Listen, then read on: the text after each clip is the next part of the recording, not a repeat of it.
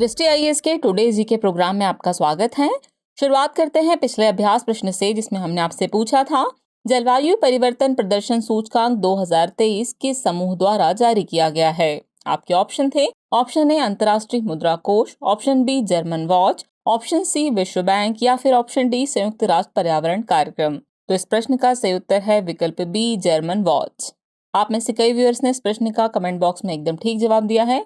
चलिए अब आगे की बात को एक्सप्लेनेशन से समझते हैं। हाल ही में जलवायु परिवर्तन प्रदर्शन सूचकांक 2023 जारी किया गया था।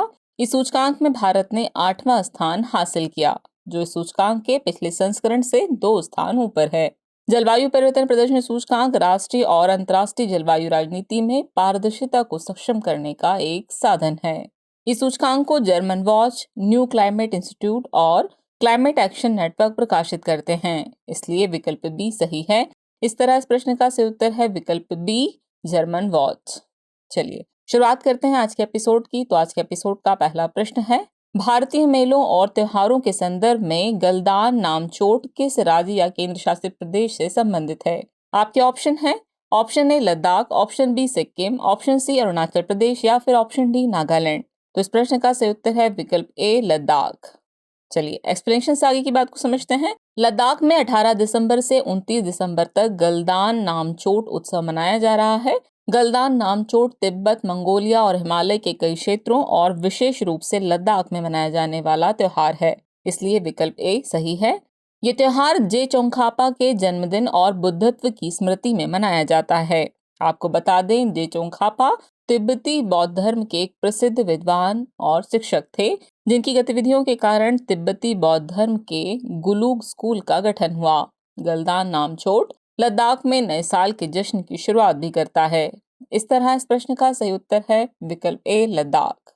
चलिए अगला प्रश्न देखते हैं। एशियाई विशालकाय कछुआ की आयुसीन स्थिति क्या है। आपके ऑप्शन है option A vulnerable, option B endangered, option C critically endangered या फिर ऑप्शन डी एक्सटिंक्ट।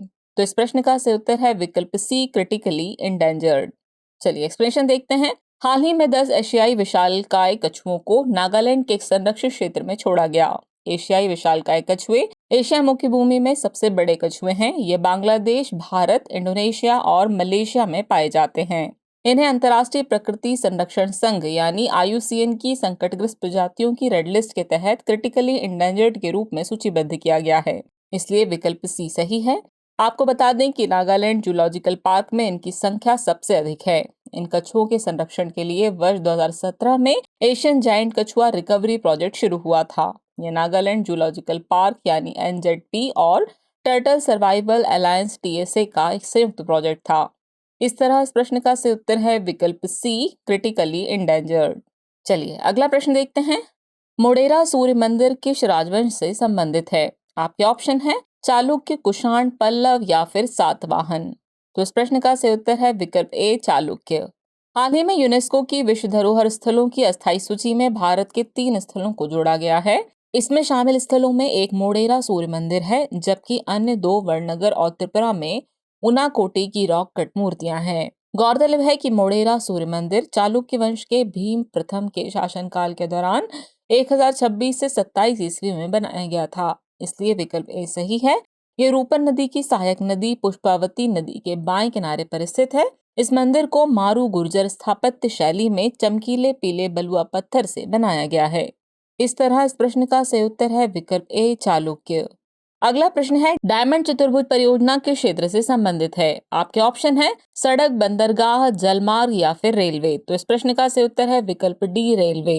हाल ही में रेल मंत्रालय की ओर से कुछ चुनिंदा शहरों के बीच डायमंड चतुर्भुज हाई स्पीड रेलवे नेटवर्क बनाने के लिए अध्ययन किया गया। डायमंड चतुर्भुज उच्च गति रेल नेटवर्क स्थापित करने के लिए भारतीय रेलवे की एक परियोजना है, इसलिए विकल्प डी सही है। ये भारत के 4 महानगरों यानी दिल्ली, मुंबई, कोलकाता और चेन्नई को जोड़ेगी। इसके तहत ट्रेनें भारत के 14 राज्यों को कवर करते हुए ब्रॉड गेज ट्रैक पर चलेंगी। इस तरह इस प्रश्न का सही उत्तर है विकल्प डी रेलवे। अगला प्रश्न है, अटल टिंकरिंग लैब मैराथन 2022-23 के संदर्भ में निम्नलिखित कथनों पर विचार कीजिए। यह अटल इनोवेशन मिशन के तहत एक प्रमुख नवाचार चुनौती है। कथन 2 है, मैराथन के संस्करण की थीम इंडियाज इनोवेशन है। उपयुक्त में से कौन सा या से कथन सही है या फिर हैं आपके ऑप्शन है केवल एक, केवल दो, एक और दो, दोनों, और न तो एक न ही दो। तो इस प्रश्न का सही उत्तर है विकल्प ए, केवल एक कथन सही है। चलिए एक्सप्लेनेशन आगे की बात को समझते हैं। अटल टिंकरिंग लैब मैराथन 2022-23 अटल इनोवेशन मिशन की प्रमुख नवाचार चुनौती है, इसलिए कथन एक सही है। इसमें स्कूल अपनी पसंद की सामुदायिक समस्याओं की पहचान करेंगे और कार्यशील प्रोटोटाइप के रूप में अभिनव समाधान विकसित करेंगे। मैराथन के पिछले संस्करण में 7,000 प्लस नवाचार देखे गए, जिनमें से शीर्ष 350 को शीर्ष कंपनियों के साथ इंटर्नशिप के अवसर मिले। मैराथन के संस्करण की थीम इंडिया G20 प्रेसिडेंसी है, इसलिए कथन दो सही नहीं है। इस प्रकार विकल्प ए सही है। इस तरह इस प्रश्न का सही उत्तर है विकल्प ए, यानी केवल एक कथन सही है। अगला प्रश्न है, निम्नलिखित में से किस मंत्रालय या संस्था ने राष्ट्रव्यापी अभियान प्रशासन गांव की ओर शुरू किया है? आपके ऑप्शन है ग्रामीण विकास मंत्रालय, कार्मिक लोक शिकायत एवं पेंशन मंत्रालय, गृह मंत्रालय या फिर नीति आयोग। तो इस प्रश्न का सही उत्तर है विकल्प बी, कार्मिक लोक शिकायत एवं पेंशन मंत्रालय। चलिए एक्सप्लेनेशन देखते हैं। हाल ही में देश भर में सुशासन सप्ताह 2022 का शुभारंभ हुआ। नागरिक केंद्रित शासन को बढ़ावा देने के लिए भारत सरकार द्वारा 19 दिसंबर से 25 दिसंबर तक सुशासन सप्ताह मनाया जा रहा है। इस अवसर पर कार्मिक लोक शिकायत एवं पेंशन मंत्रालय ने एक राष्ट्रव्यापी अभियान प्रशासन गांव की ओर शुरू किया है, इसलिए विकल्प बी सही है। प्रशासन गांव की ओर अभियान सुशासन के लिए एक राष्ट्रीय आंदोलन खड़ा करेगा, जो आने वाली पीढ़ियों को प्रेरित करेगा। देश भर के जिला कलेक्टरों द्वारा पहचानी गई 3,120 नई सेवाओं को प्रशासन गांव की ओर अभियान के दौरान ऑनलाइन सेवा वितरण के लिए जोड़ा जाएगा। इस तरह इस प्रश्न का सही उत्तर है विकल्प बी, कार्मिक लोक शिकायत एवं पेंशन मंत्रालय। अगला प्रश्न है, भारतीय रक्षा और प्रौद्योगिकी के संदर्भ में प्रोजेक्ट 75 किससे संबंधित है? आपके ऑप्शन है बैलिस्टिक मिसाइल, पनडुब्बी, टैंक रोधी मिसाइल या फिर S-400 मिसाइल। तो इस प्रश्न का सही उत्तर है विकल्प बी, पनडुब्बी।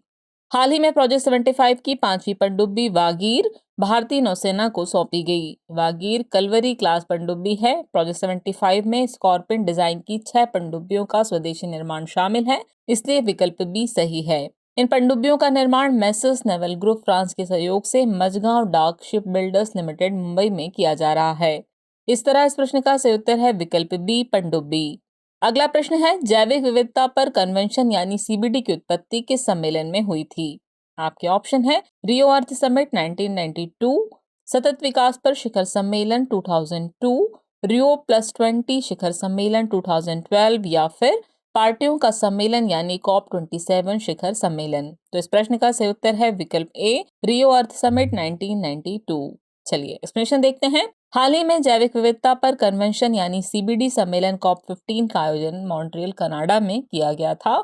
जैविक विविधता पर कन्वेंशन यानी CBD की शुरुआत रियो अर्थ समिट 1992 यानी पर्यावरण और विकास पर संयुक्त राष्ट्र सम्मेलन 1992 से हुई, इसलिए विकल्प ए सही है।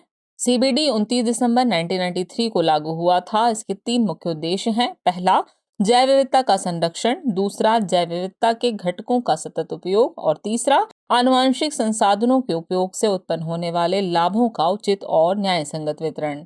इस तरह इस प्रश्न का सही उत्तर है विकल्प ए, रियो अर्थ समिट 1992।